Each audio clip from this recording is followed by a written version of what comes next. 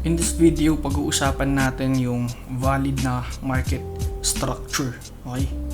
So, syempre, sabi natin every break of structure maghahanap tayo ng order block, okay? Somewhere here, no? Somewhere here. So, for example, ito. Yan. Yan. Yan. Yan. So, paano ba natin maiintindihan kung alin dito sa dalawang to yung mas babalikan ng market, may chance na balikan ng market? For example, nag-break of structure siya, hindi niya na binalikan ito, hindi niya na binalikan itong order block, tumuloy na siya pataas. Okay, so may dalawang possible scenario tayo dyan. It's either bumalik yan, tapos tumuloy pataas, okay, or bumaba siya, react, tapos dito sa gumanon. Okay, so yung iba sasabihin nila na this is inducement. Okay, inducement. Ito, inducement daw. Okay, sabihin nila inducement. Okay, pag sinabing inducement, kumbaga pain. Okay, pain lang to, itong structure na to, kasi yung market babalik siya dito sa tutuloy pataas. So pwede naman yun. Okay, pwede naman yun. So pwede siyang maging inducement nga naman, valid naman yung reasoning. Pero syempre, di ba, paano mo malalaman na hindi ito inducement? Okay, na low chance na ito yung balikan at ito yung i-respect ng market. Okay, paano natin malalaman na ito yung i-respect ng market at hindi ito? Okay, so pakita ko sa inyo. Okay, ito yung yung sa drawing, as in drawing lang. Ito medyo kinomplicated na drawing. May pagka-complicated siya kasi ganyan naman talaga ang market structure, di ba? So yan, pakita ko sa inyo alin dito ang mas valid, mas valid yung structure. Yan. So lagi yung tatandaan na very important ang liquidity pagdating sa trading. Okay, may importante ang liquidities kasi ito yung nagpapamove sa market. Okay, kapag na-take yung liquidity, it will give more buying power. Okay, mas stop loss, mas stop out yung mga traders. Tapos siyempre yung mga na-stop out maging buying power, then mas kaya pang i-move ng market to the higher na price, di ba? So ito, dito sa drawing na ito, meron silang pinagkaiba, okay, when it comes sa market structure. And yun lang din yung lagi yung tatandaan, okay, na ang high probability, okay, okay,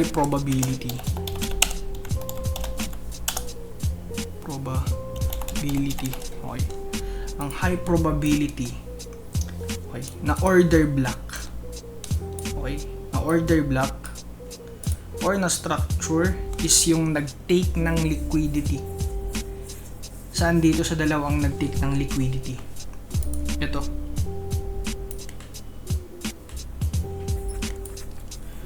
Diba? May low siya dito, may high, low, high. And bago siya umakyat, mas mababa pa siya dito. Tapos saka siya tumuloy pataas. Tinake niya yung low dito. Yan. So may liquidity grab.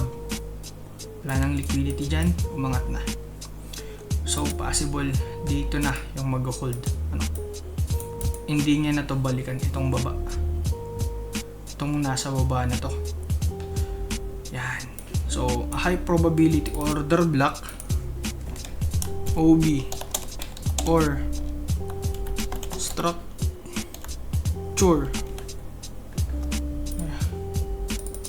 Okay. Number 1 is takes liquidity. Okay, nag-liquidity grab. Number 2, okay, fills fair value gaps. Okay, So, a high probability order block or a market structure is liquidity grab before break of structure or nag-fill ng fair value gap. So nag-take siya ng liquidity, may fair value gap ka dito. Okay. Then pump. Okay. Bago siya nag-up. So dito medyo kumbaga hindi nyo na ito masusundan. So eto na lang. Mas madali nyo pa siyang ma-identify kasi nag-take siya ng liquidity. So hindi ka na mamumblema ngayon kung meron ka ng dalawang order block. Hindi ka na mamumblema kung meron ka ng dalawang order block. Diyan.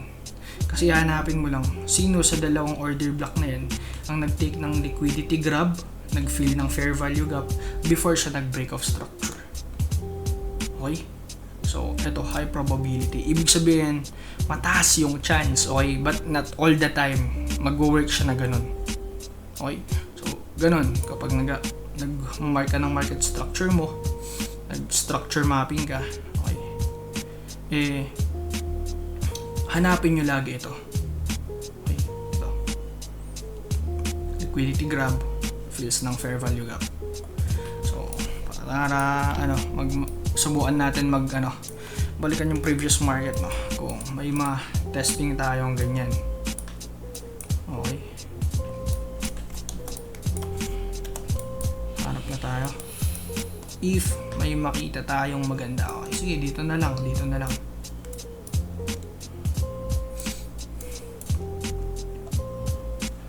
Okay. So, meron tayo ditong market structure shift, low, yung high, yung low, yung high. Now, makikita nyo dito, okay, so may binalikan pa rin.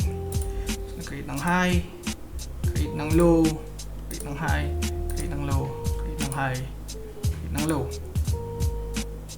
Okay.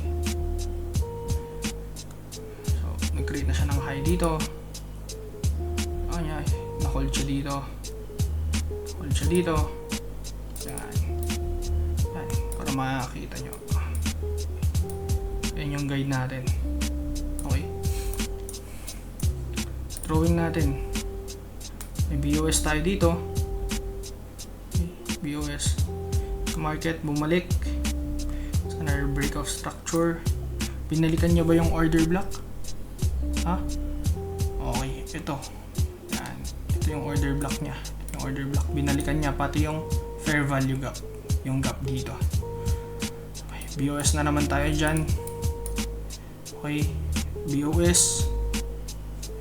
Karoon tayo dito ng break of structure. Okay, yung market, anong ginawa ng market? Nag-retrace siya, tapos nag-BOS na.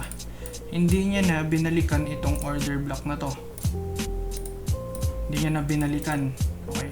Sige. Yan. I-observe natin ngayon. Bakit ito yung nag-hold? Okay. Bakit ito yung nag-hold? Sige.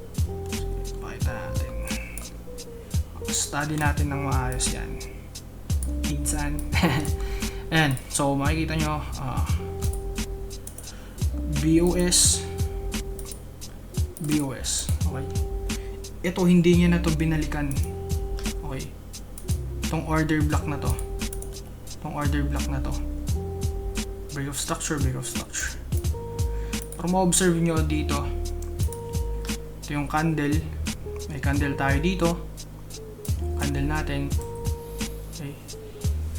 So may mga candle siya sa loob. Ayan. Nakikita nyo candles. Tapos may naiwan na fair value gap. Okay. So yung low nitong candle na to, okay, is considered din yan as liquidity. Okay, diba? Ito. Kasi ganun lang din naman nag-work yan. Pag pumunta sa higher time frame, yung mga wicks ng candle, liquidities lang din yan. Same lang din dito. So liquidity grab, itong low ng candle na to, low ng candle na to, low ng candle na to, low ng candle na to, na take.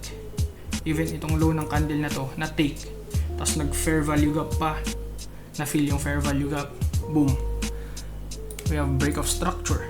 Kung saan yung order block mo dyan, pwedeng kunin mo to, yan, okay, then yung entry mo, stop loss mo, dulo ng structure pa din, dulo ng structure.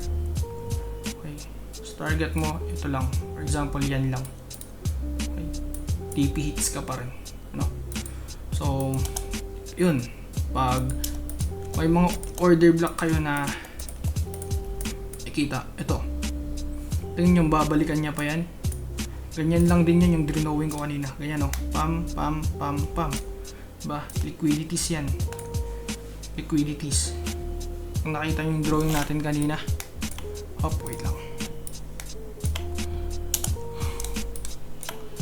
yan, i-drawing natin ng maayos yan, ha. Pam pam pam pam pam pam, yan, yung drawing yan, yan, makikita nyo, diba? Nag-liquidity grab to, hindi niya na to binalikan, ito, hindi niya na to binalikan, yon, dito, fill niya tong gaps na to, okay, boom, break of structure, trade, diba? So, ganun lang, pag may mga break of structure kayo na nagkakaroon kayo ng problema kung which break of structure yung iti-trade ninyo. Okay? So, paulit-ulit lang yan sa market. Kaya, ang rule natin is no raid, no trade. Okay? Hindi natin iti-trade yan pag wala siyang na-raid na liquidity. Okay? Pag wala siyang na-raid na liquidity. So, yun. Sa susunod, pag-uusapan naman natin is paano pagsamahin lahat yung na-share ko sa inyo. Okay? Nasa video. Then, after ko ma-share yun, siguro mag-proceed na tayo sa mga draw on liquidities, diba? Sa premium discount. Actually, madadali na lang yun, pero pandagdag na lang yun sa mga magiging trades ninyo. Yun lang. Peace out.